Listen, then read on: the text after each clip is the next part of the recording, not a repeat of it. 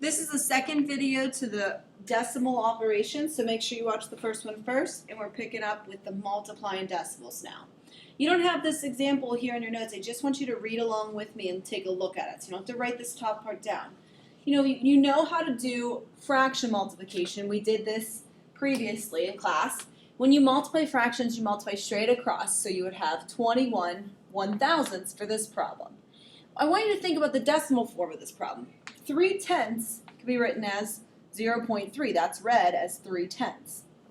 And 7 100ths can be written as 0.07.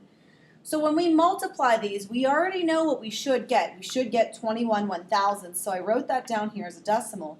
And I wanted you to notice something. Notice that when you multiply the decimals, you had one decimal place in one of the factors, two decimal places in the other factor, and in your answer you had 3 decimal places. So whenever you multiply decimals, the number of digits that you're going to have to the right of the decimal is always going to be the sum of what you had in their factors. And that sounds like a lot of words, but we're going to take some notes here and we're going to try some examples. So we multiply these two decimals and then you count how many decimal places you have. 1, 2, 3 in total, and that's how many you put in your answer. So copy down your notes down here for the multiplying decimals rules. When you multiply as if there are no decimal places. It does help you may want to jot this down, if you put the number with the more digits on top. It'll just make your work a little shorter. So you can add that in as well in the margin or right below number 1.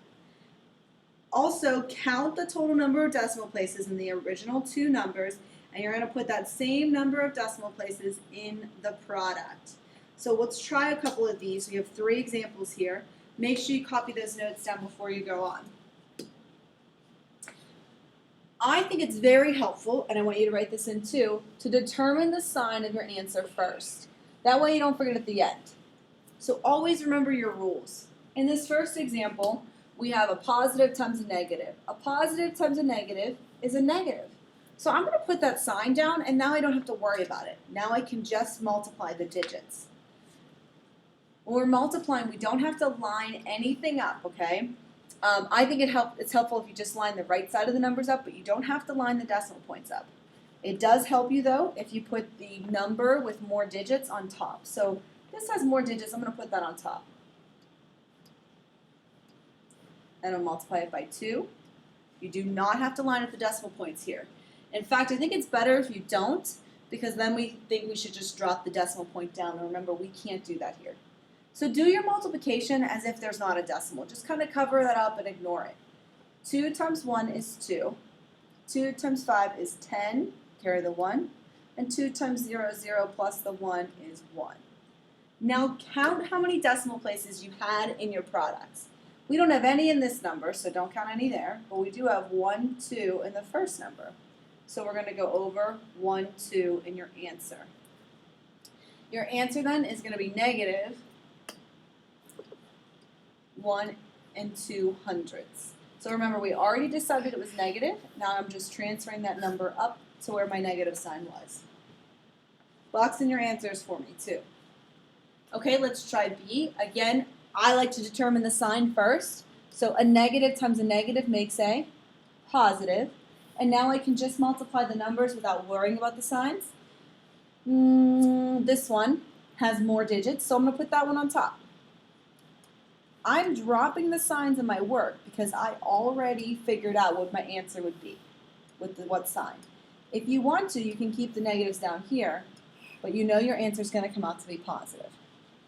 Again, I would not line up the decimal points for multiplication because that is not needed. We can look at this, and before you even do the product, before you even find the product, you can tell me how many spots are you going to have to move the decimal in your answer. 1, 2, plus another 1, so 3 total. So once we do the multiplication down here in your answer, you will move it over 1, 2, 3. Don't forget that. So let's do the multiplication, then we'll come back to putting that decimal point in. 4 times 5 is 20, carry the 2. 4 times 7 is 28, plus that 2 is 30, carry the 3. 4 times 3 is 12, plus the 3 is 15. And then we don't have to do this. You could if you wanted. 0, 0, 0, put a placeholder in. It's not going to matter. Now let's move our decimal over. So it's always on the right. We need to go over 1, 2, 3 from the right. So we're going over 1, 2, 3. And your answer is going to be a positive 1.5 or 1 5/10.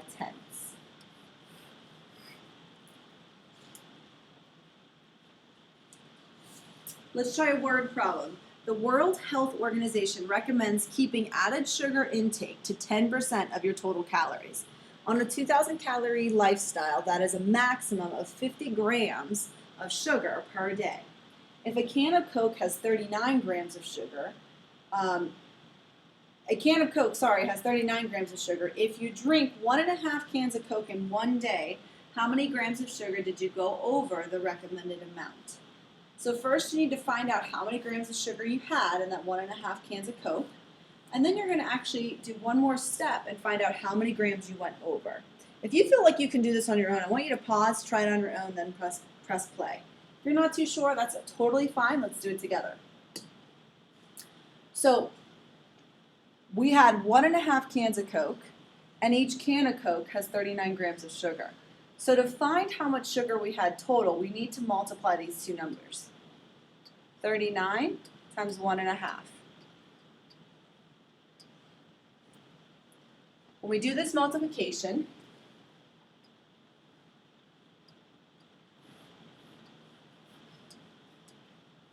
we're going to have to do this once. We need to put in that placeholder. Don't forget how we did that before at boys. So we did the 5, we multiplied 5 by everything we could. Now we're on to the 1, but really we're multiplying by like 10, right? It would be like, the 1 is over here, it would be kind of like a 10. So you need to put that 0 in to hold that place. Now 1 times 9 is 9, and 1 times 3 is 3. Now we have to add these two numbers together.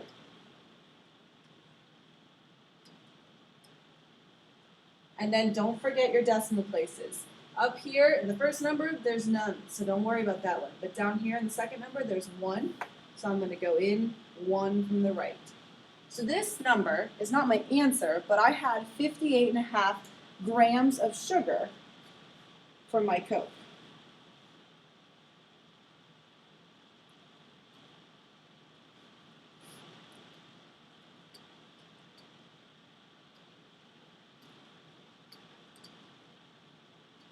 So how many grams did you go over? Well, you were allowed 50, so you went over 8.5 grams.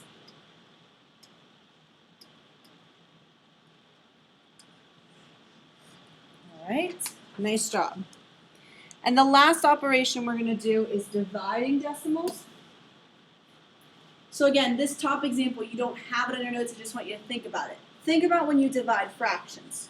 When you divide fractions, you actually have to keep switch flips. So you change the divisor. The second number is the divisor, and we actually have to change it. You're going to do something similar here with decimals. You're going to have to change the divisor. But it's not going to be flipping, it's going to be moving that decimal place. So copy down these notes. Don't necessarily worry about this example, but remember that you do change fraction division. You will also change decimal division. So the first number always goes inside the house, if you want to call it. And then you're going to move the decimal point or the decimal place on the divisor, which is the outside number, so that it becomes a whole number, which means you're going to move it all the way until there are no numbers to the right of that decimal point. To keep the problem the same, you then need to move the decimal place on the dividend the same amount, and the dividend is the inside number, so that's the one that's in the house, that's that first number. Put the decimal in the answer space above and long divide as usual. So this one, you can just slide your decimal up in your answer once you've done these two moves. So copy down these notes, and then when you're ready, we'll go on to the next example.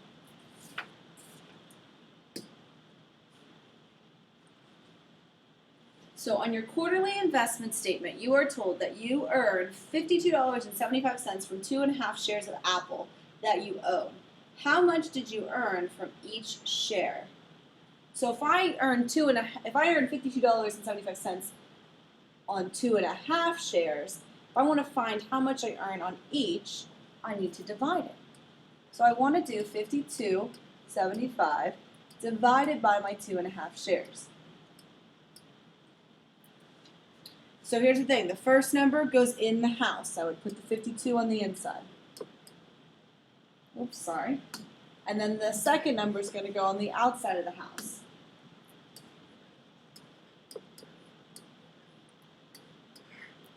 Now before you start dividing, you need to change this divisor. The divisor is the number on the outside. You need to make this number a whole number.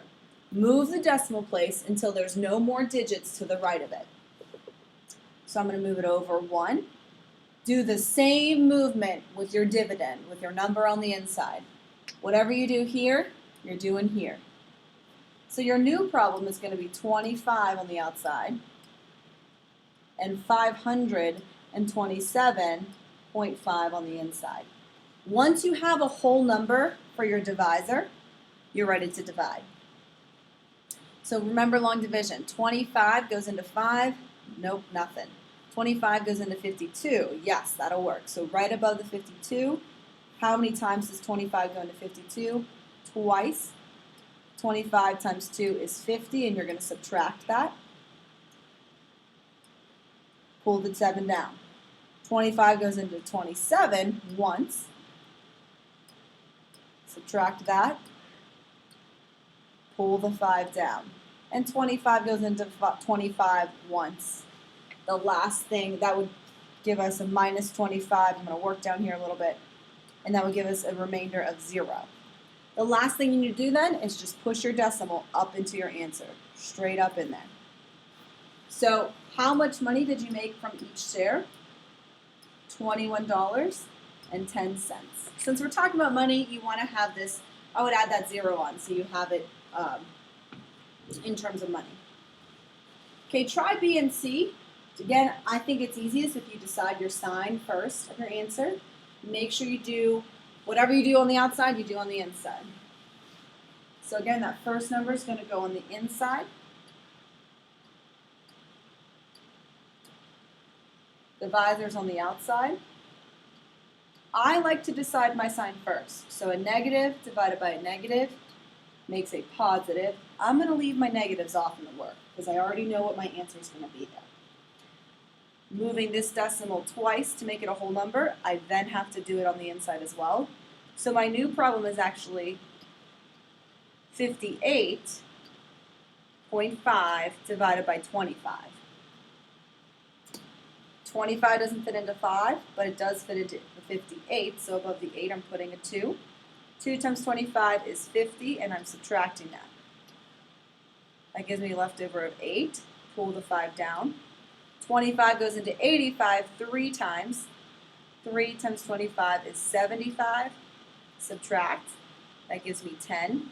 We may want to add another 0 on here to keep going. So 25 goes into 100 now.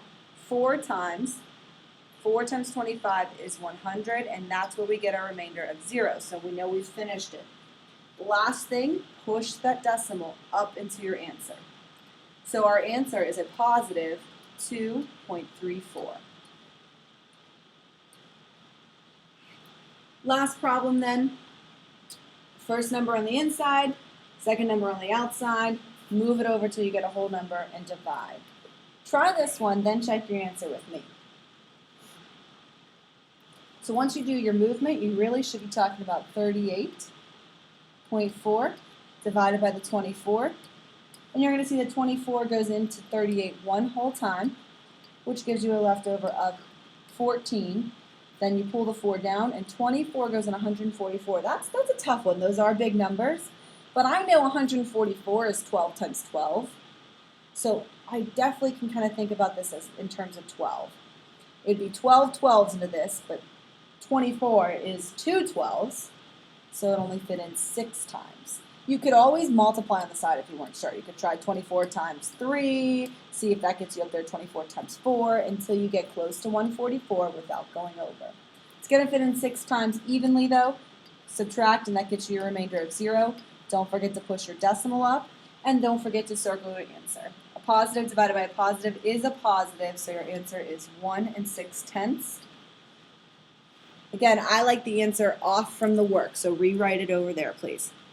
And you're ready for your quick check.